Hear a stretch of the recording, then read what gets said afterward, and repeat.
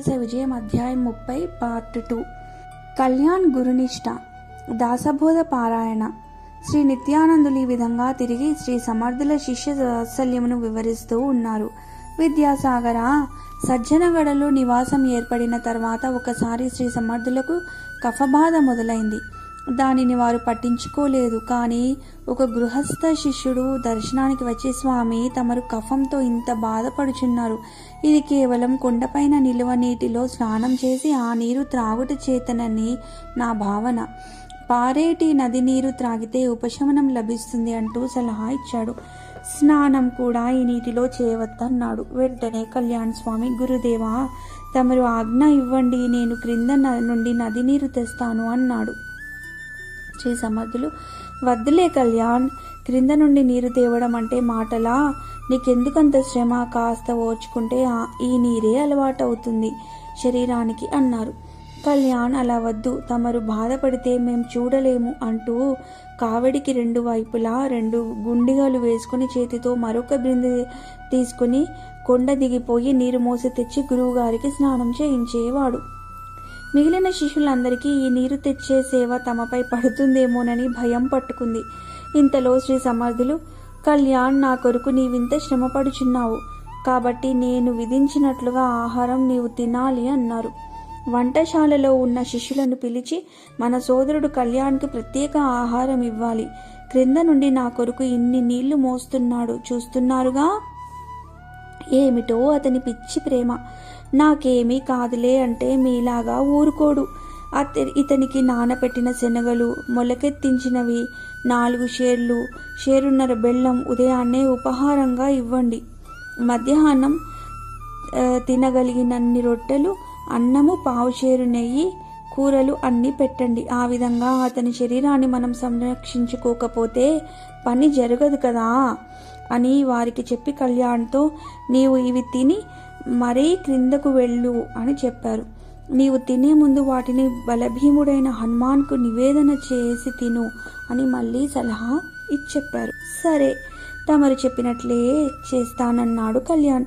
అప్పుడప్పుడు గారెలు, బూరెలు కూడా పెట్టిస్తున్నారు. ఇతర శిష్యులంతా ఈర్ష్యపడసాగినారు. అతనికి చాటుగా పప్పు సిద్ధయ్య అని నామకరణం చేశారు. కళ్యాణ్ తన ధోరణిలో సేవ చేస్తూ ఉన్నాడు. సకలము గమనిస్తున్నారు శ్రీ సమర్థులు. ఒకరోజు శివాజీ మహారాజ్ గురుదర్శనానికి వచ్చారు. వారి ముందే నీళ్ల కావడితో కళ్యాణ్ క్రింద నుండి వచ్చి చేరాడు. శ్రీ సమర్థులను దర్శించి పాదాభివందనం చేయగా ఆశీర్వదించి కుశలం అడిగారు. శివాజీ గురుదేవుల ఆశీర్వాదంతో మేము కుశలమే, తమరికి ఆరోగ్యం బాగా లేదని వింటున్నానన్నారు. శ్రీ సమర్థులు శివాజీతో, మీ సాధన ఎలా సాగుచున్నది? ఏమైనా ఆటంకాలు వస్తున్నాయా? నియమభంగం కాకుండా చక్కగా చేస్తున్నారా అని ప్రశ్నించారు. శివాజీ తలదించుకొని, గురుదేవా, రాజకార్యాల సందడిలో సాధన సరిగా సాగటం లేదు. నేనిక్కడికే వచ్చి సాధన చేసుకుందామని, దానికి తమరి అనుమతి కావాలని కోరుకుంటున్నానన్నారు. శ్రీ సమర్థుల వారు పెద్దగా నవ్వి, నీవు ఇక్కడికొచ్చి సాధన చేస్తావా? ఇక్కడ సాధన అనేదే ఎవ్వరు చేయడం లేదు. ఇక్కడ నీవు సకలం చక్కగా సమకూర్చినావు కదా. చక్కగా అన్ని పదార్థాలు వండుకోవడం, తినడం, తిన్నదరిగేదాకా చర్చలు చేస్తారు.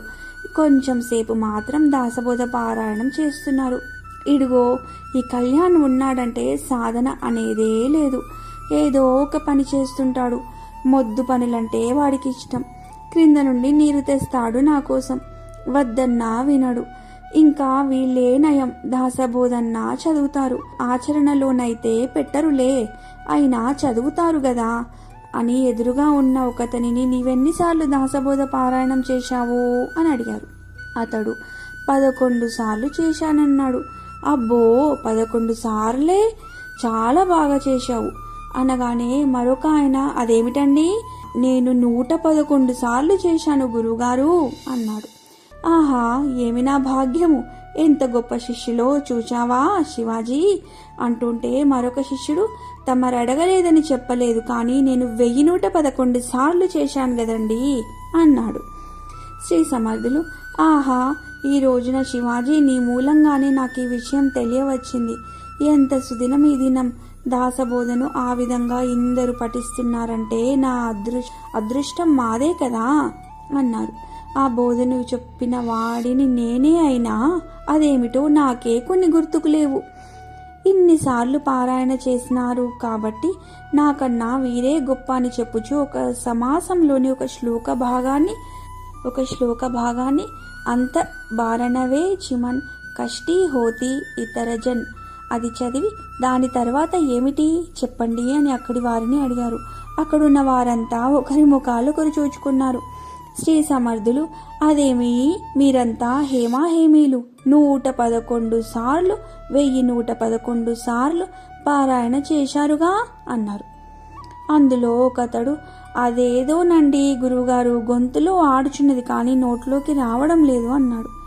మీలో ఎవ్వరికీ గుర్తు రావడం లేదా?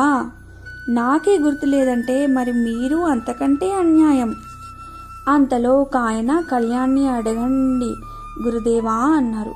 కళ్యాణ్, అతడసలే పారాయణ చేయడు, అతడేమి చెప్పగలడు? సరే అయినా పిలుద్దాం. ఒరేయ్ కళ్యాణ్ అని పెద్దగా కేక వేశారు.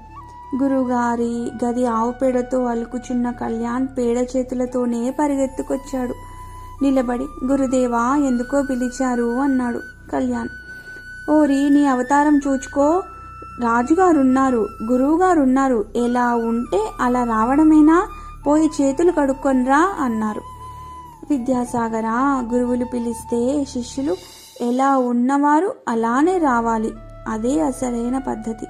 కళ్యాణ్ పోయి చేతులు కడుక్కొని వచ్చి, మహారాజ్ చెప్పండి ఏం చేయాలో అన్నారు. శివాజీ వంక తిరిగి, చూచావా వీడికెంతసేపు పరనిందే గాని జ్ఞాన విజ్ఞానాల అక్కరలేదు అని. కళ్యాణ్, మనగడ మీద పప్పు సిద్ధయ్య అనే వ్యక్తి ఉన్నాడు, నీకు తెలుసా అన్నారు. అలాంటి వ్యక్తి ఎవ్వరూ ఉన్నట్లు తెలియదు మహారాజ్ అన్నాడు కళ్యాణ్.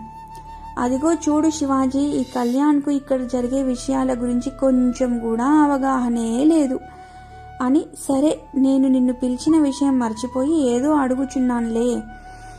దాసబోధలో అంత బరానవే చిమన్ కష్టీ హోతి ఇతరజన్ తర్వాతి వాక్యం నాకు గుర్తురాక వీళ్ళందరినీ అడిగాను. వాళ్లకు గుర్తు రాలేదు. నీకేమైనా గుర్తుందా అని అడిగారు. వెంటనే కళ్యాణ్, పరి బాపుడే అజ్ఞాన్ నేనతి వర్మ మహారాజ్ అన్నాడు. ఇది ఏ దశకంలోది, ఎన్నో సమాసంలోది చెప్పగలవా అని అడిగారు. గురు మహారాజ్, ఇది 7వ దశకంలో 10వ మాసంలో 27వ విగా వ్రాశాము అని సమాధానం చెప్పాడు. గురుదేవులు ఏది ఆ సమాసం తీసి చూడమన్నారు. అందరూ చూచి సరిగానే ఉందన్నారు. అప్పుడు శ్రీ సమర్థులు కళ్యాణ్తో, నీవు దాసబోధ ఎన్ని పారాయణాలు చేశావేమిటి అని అడిగారు. అప్పుడు తమరు చెప్పుచుంటే వ్రాయడమే గాని నాకు తిరిగి పారాయణకు సమయం ఎక్కడిది మహారాజ్ అని చేతులు జోడించాడు. శివాజీ, చూడు వీడే నట పప్పు సిద్ధయ్య అంటే. ఎవడు విశ్వరూపంగా గురుని గుర్తించి సేవిస్తాడో, అహంకారానికి దూరంగా ఉండి మానములను సహిస్తుంటాడో, పరమార్థ తత్వాన్ని ఆకలింపు చేసుకుని సమర్థుడై ఉంటాడో వాడే పప్పు సిద్ధయ్య. ఏమంటావు శివాజీ? చూచావుగా ఇక్కడి వారి సాధన. ఇక నీకే విధంగా ఇక్కడ సాధన సాగుతుంది. ఒకరిపై ఒకరు ఈర్ష్య ద్వేషాలు పెంపొందించుకొని పాము పటంలో పెద్ద పాము నోట్లో పడినట్లే ఉన్నది ఇక్కడి వ్యవహారం. అనగా యోగ్యతలను పోగొట్టుకుంటారు అంటూ శ్రీ సమర్థుల శిష్యుల బండారాన్ని బయటపెట్టేసరికి అందరూ తలలు దించుకున్నారు. ఒకసారి చాఫల్లో శ్రీరామనవమి ఉత్సవం జరుగుచుండగా ఒక ఏనుగుపై అంబారీ కట్టి అందులో శ్రీ సీతారాములను ఊరేగింపు చేయాలని సమర్థులు ఏర్పాటు చేయించారు. ఊరేగింపు మేళతాళాలతో భజన సంకీర్తనలతో బయలుదేరింది. ఉన్నట్లుండి ఏనుగు ఘీంకరిస్తూ మావటి వాడికి లొంగకుండా ఇటు అటు ఉన్నవారందరినీ తొండంతో కొడుతున్నది. కోలాహలంగా జనం చెల్లా చెదరై పరిగెత్తుచున్నారు. శ్రీ సమర్థులు, కళ్యాణ్, ఆ ఏనుగు సంగతేంటో చూడు, దాని అల్లరి మితిమీరుచున్నది అని ఒక్క కేక పెట్టారు. మహారాజ్, తమ ఆజ్ఞ అయిందిగా, అంటూ ఒక్క దూకు దూకి దాని తొండాన్ని చేజెక్కించుకున్నాడు. అది కళ్యాణ్ని నేలకేసి కొట్టాలనుకున్నది. కానీ అలాగే పైకెగిరి దాని నెత్తిన కూర్చొని దాని కుంభస్థలం మీద పిడికిలి బిగించి గుద్దిన గుద్దులకు అది క్రింద కూర్చుంది. దాని మదం దిగిపోయింది. అది అత్యంత సాత్వికంగా మారిపోయి శ్రీ సమర్థుల వారికి నమస్కారం పెట్టింది. కళ్యాణ్ కూడా వచ్చి గురువుగారికి నమస్కరించాడు. అప్పుడు శ్రీ సమర్థులిలాగా అన్నారు, చిన్నవాళ్లను పొగడరాదు, కానీ సత్యం చెప్పాలి. శివాజీ, కళ్యాణ్కు ఇంత బలం ఎలాగొచ్చిందనుకున్నావు? కారణం తిండి కాదు. అతడు గురువు ఆజ్ఞను మాట్లాడకుండా ఆచరిస్తాడు. అంతేకాదు, అతడు అస్ఖలిత బ్రహ్మచారి. బ్రహ్మచర్యం యొక్క మహత్తును వర్ణింపనలవి కాదని చెప్పుచూ దానికి తోడు గురువాజ్ఞ పాలనంతో పరమ శ్రేయస్సు లభిస్తుందని ఆ రోజు అందరికీ బోధించారు. విద్యాసాగర, శ్రీ సమర్థులు వారి శిక్షణలో చాలామంది పురోగమించారు. కొంతమంది తిరోగమనాన్ని కూడా చవిచూచారు. తప్పు తెలుసుకొని తిరిగి చేయకుండా ఉంటే వారిని మన్నించారు అని నిత్యానంద యోగి వివరించి, జయ జయ రఘువీర సమర్థ అని శ్రీరామ జయ రామ జయ జయ రామ అని జయ జయ నాదములు చేసినారు. అందరూ శృతి కలిపారు. ఇది విద్యాసాగర శ్రీ నిత్యానంద యోగి సంవాద రూపమున శ్రీ దత్తాత్రేయ సాంప్రదాయ శిష్య పరంపరలోని శ్రీ శ్రీ శ్రీ స్వామి విఠలానంద సరస్వతి మహారాజ్ శ్రీ విఠల్ బాబాజీ విరచిత శ్రీ సమర్థ రామదాస విజయంలోని 30వ అధ్యాయం సంపూర్ణం.